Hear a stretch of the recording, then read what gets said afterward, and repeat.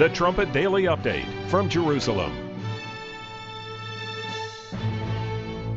Hello again, this is Stephen Flurry reporting from Jerusalem.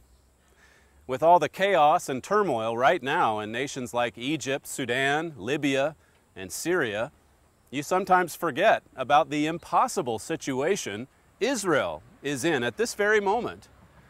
Last week, an Israeli paper interviewed the commander of the IDF's 91st Division about the threat coming from north of Israel's border.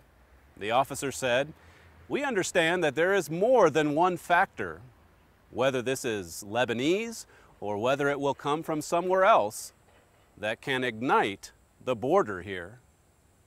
Of course, the continued instability in Syria could also ignite conflict along Israel's border. According to the newspaper, Israeli intelligence has identified, quote, lawless zones along the Syrian and Lebanese border, through which, these zones anyway, through which advanced weaponry are often passing now. Right now, Hezbollah, for example, in Lebanon, is believed to have about 60,000 rockets in its arsenal. Just to give you some context, that's about 10 times as much as it had back in the 1980s during the First Lebanon War.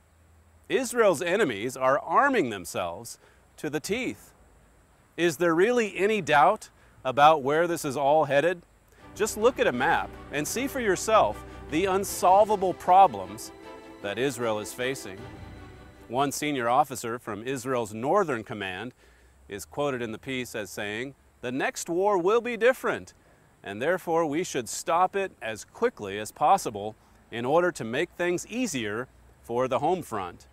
This means carrying out a very strong attack against Lebanon, and the damage will be enormous." Well, I guess we'll see soon probably just how strong Israel's action will be. But consider again all of the threats taken together that are there against Israel as they come from so many different directions. This report I quoted from is only really just concerning the threat that Hezbollah poses there in Lebanon. But you have Hamas in Gaza. They're also stockpiling weapons. And Hamas and Hezbollah together are really just the pawns of much larger threats that are looming in the background from Iran, for example. And of course, eventually, as we've been highlighting here recently, from Egypt as well. War is coming to the Middle East, as we've been saying.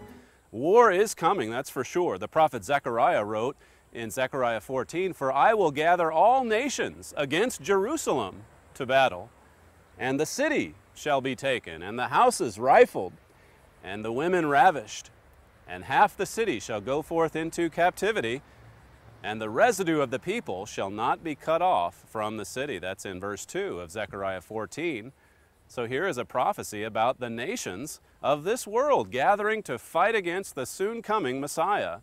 Verse 4 continues, "And his feet shall stand in that day upon the Mount of Olives, which is before Jerusalem on the east, and the Mount of Olives shall cleave in the midst thereof toward the east and toward the west, and there shall be a very great valley, and half of the mountain shall remove toward the north, and half of it toward the south." We should all give thanks to God that this terrifying proliferation of weapons that we see right now, this escalation of hatred and violence, that all of it culminates in this blessed event, the return of the prophesied Messiah to Jerusalem. This is Stephen Flurry reporting from Jerusalem.